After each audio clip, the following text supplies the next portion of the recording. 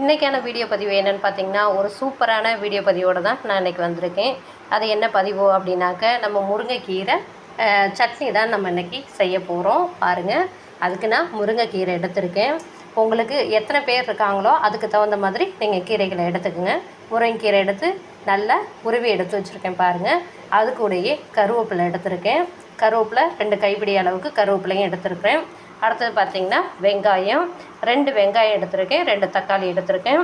அடுத்ததாக புளி கொஞ்சம், அடுத்ததாக பூண்டு கொஞ்சம், காஞ்ச மிளகாய் ஒரு 5 காஞ்ச மிளகாய் எடுத்திருக்கேன், தேங்காய் எடுத்திருக்கேன். இதுதான் நமக்கு தேவையான பொருட்கள். தேவையான பொருட்கள் எல்லாம் பார்த்தாச்சு. இப்போ எப்படி செய்கிறதுன்னு பார்த்துடலாம். பலவர சட்டி எடுத்துக்கலாம். அது பலவர சட்டி காஞ்சது நம்ம எண்ணெயை ஊற்றிக்கலாம். எண்ணெய் நல்லா காயுது. இந்த ஸ்டேஜில் கடுகு போட்டுக்கலாம். கடுகு நல்லா பொரியுது. இப்போ உளுந்தையும் இது கூட போட்டுக்கலாம்.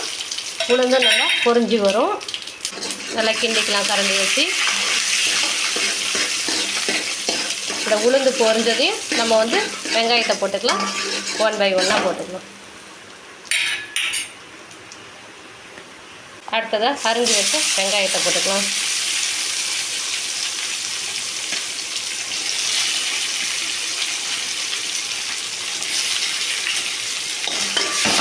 வெங்காயத்தை நல்லா வணக்கிக்கலாம்.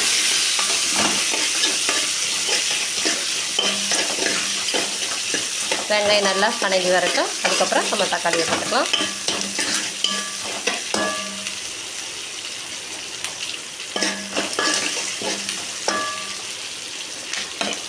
இப்போ நம்ம தக்காளியை போட்டுக்கலாம்.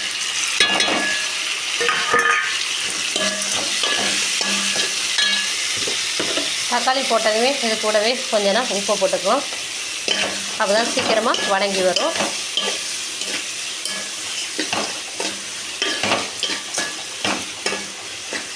வெங்காயம் தக்காளி பாருங்கள் ஓரளவு நல்லா வணங்கிடுச்சு. இந்த ஸ்டேஜில் தேங்காய், காஞ்ச மிளகாய், பூண்டு, புளி இது எல்லாத்தையுமே நம்ம கொட்டிக்கலாம்.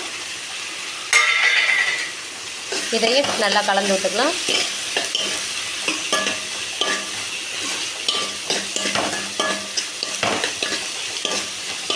கொஞ்சம் நேரம் வேகட்டும்.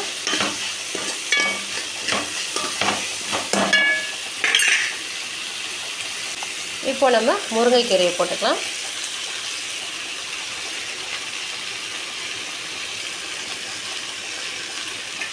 முருங்கைக்கீரையை நல்லா வணக்கிக்கலாம்.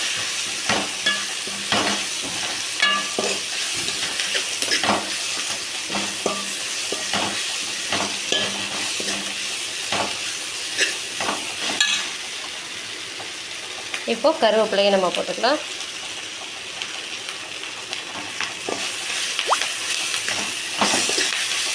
கருவேப்பிலையும் முருங்கைக்கீரையும் நல்லா வணக்கிடுவோம். நல்லா வணங்குற வரைக்கும் வேகட்டும். இருக்கிற எல்லா முருங்கைக்கீரையும் கருவேப்பிலையும் நம்ம போட்டுக்கலாம். எல்லாமே போட்டாச்சு. இப்போ நல்லா வணக்கி எடுத்துக்கலாம். இன்னும் கொஞ்சம் உப்பு போட்டுக்கலாம். தேவையான அளவு, சட்னிக்கு தேவையான அளவு நம்ம உப்பு போட்டுக்கிட்டோம். அவ்வளோதான். நல்லா கிண்டிக்கலாம். நல்லா சூப்பராக இருக்கும். சாப்பிடாத குழந்தைங்க கூட இந்த மாதிரி சட்னி செஞ்சு கொடுத்திங்கன்னா சாப்பிடுவாங்க. ஏன்னா முருங்கைக்கீரையும் தனியாக சாப்பிட மாட்டேங்கிறாங்க. கருவேப்பிலையும் நம்ம தனியாக போட்டோம் அப்படின்னா சாப்பிட மாட்டேங்கிறாங்க. இப்போ தாளித்து போடுற கருவேப்பிலையெல்லாம் எடுத்து தூக்கி போட்டுறாங்க. அந்த மாதிரி உள்ள சமயத்துலலாம் நம்ம அரைச்சி கொடுத்தோம் அப்படின்னாக்கா அவங்க எப்படியா இருந்தாலும் சாப்பிட்டு தானே ஆகணும். அவங்க சாப்பிட்டுடுவாங்க. இப்போ இதே மாதிரி நம்ம சட்னி செஞ்சு கொடுத்தோம்னா நல்லா டேஸ்ட்டாகவும் இருக்கும். நல்லா விரும்பியும் அவங்க சாப்பிடுவாங்க. தனியாக சாப்பிட்டா தான் சாப்பிட மாட்டாங்க. இந்த மாதிரி நம்ம சட்னியாவோ இல்லை துவையலாவோ இல்லை பொடியாவோ செஞ்சு கொடுக்கும்போது அவங்க ஈஸியாக இட்லி தோசைக்கு சுட்டு சாப்பிட்டுக்குவாங்க. சாப்பாட்டுக்கு கூட நம்ம பிசைஞ்சு சாப்பிட்டுக்கலாம் இதை. ஓகே, நல்லா வணங்கட்டும். வணங்கினோம்னா தான் அந்த கருவேப்பிலை பச்சைத்தன்மையெல்லாம் போய் நல்லாயிருக்கும். இல்லை அப்படின்னா கருவேப்பிலை கசக்கிற மாதிரி இருக்கும். முருங்கைக்கீரையும் போட்டிருக்கோம், அதனால் முருங்கைக்கீரையும் கசக்கிற மாதிரி இருக்கும். ரெண்டுமே நல்லா வணங்கணும். வணங்கி வந்தால் தான் அந்த கசப்புத்தன்மை மாதிரி நல்லாயிருக்கும். நல்லா நம்ம வணக்கிக்கலாம். வணக்கிட்டு அதுக்கப்புறம் அரைச்சி எடுத்துகிட்டு தாளிச்சதுக்கப்புறம் ஒரு வணக்கிடலாம். அப்போ தான் நைட்டு வரைக்கும் கெட்டு போகாமல் இருக்கும். ஏன்னா தேங்காய் போட்டதுனால மதியத்துக்கு மேலே இருந்தாலும் கெட்டு போய்ட்டு நல்லா வணக்கிட்டோம் அப்படின்னா அது நைட்டு வரைக்கும் இருக்கும். சீக்கிரம் கெட்டு போகாது.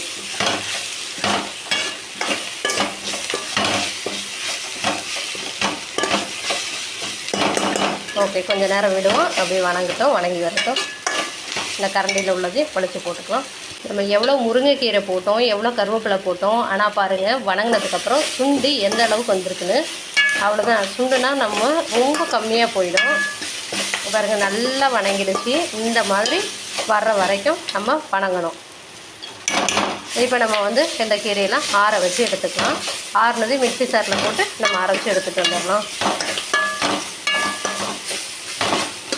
அவ்வளோதான், போதும். இந்த அளவுக்கு வணங்கினது நம்ம ஆற வச்சுக்கலாம். அடுத்தது நம்ம தக்காளி சட்னி ரெடி பண்ணிக்கலாம். இங்கே இட்லி அடுப்பில் வெந்துட்டுருக்கு. ஓகே, நல்லா வணங்கட்டும். நம்ம கொண்டுட்டு போய் ஆற வச்சுட்டு வந்துடலாம். ஆறிடுச்சு. இப்போ நல்லா நம்ம அரைச்சி எடுத்துக்கலாம். சட்னி அரைச்சிட்டு வந்தாச்சு. சட்னி டேஸ்ட் வந்து ரொம்பவே சூப்பராக இருக்குது. இப்போ நம்ம தாளித்து எடுத்துக்கலாம். எண்ணெயை ஊற்றியாச்சு. அடுத்தது நம்ம கடுகு போட்டுக்கலாம்.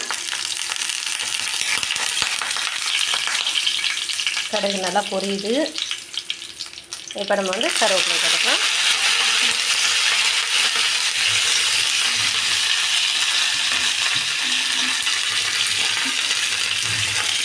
இப்போ நம்ம அரைச்சி வச்சுருக்கிறது இதோட போட்டு ஒரு கிண்டிக்கலாம். நல்லா வலிச்சு விட்டுக்கலாம்.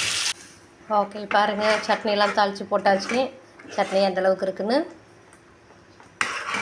ஓகே, இன்றைக்கி முருங்கைக்கீரை கருவேப்பிலை போட்டு சூப்பரான ஒரு சட்னி செஞ்சிட்டோம். நீங்களும் இதே மாதிரி உங்கள் வீட்டில் செஞ்சு சாப்பிட்டு பாருங்கள். எப்படி இருக்குன்னு என்னுடைய கமெண்ட் பாக்ஸில் கமெண்ட் பண்ணுங்கள். ஓகே, தேங்க்யூ ஃபார் வாட்சிங். இந்த வீடியோ உங்களுக்கு ரொம்ப பிடிச்சிருந்தா மற்றவங்களுக்கும் ஷேர் பண்ணுங்கள். மீண்டும் நாளைக்கு ஒரு வீடியோவில் சந்திக்கிறேன். ஓகே, பாய்.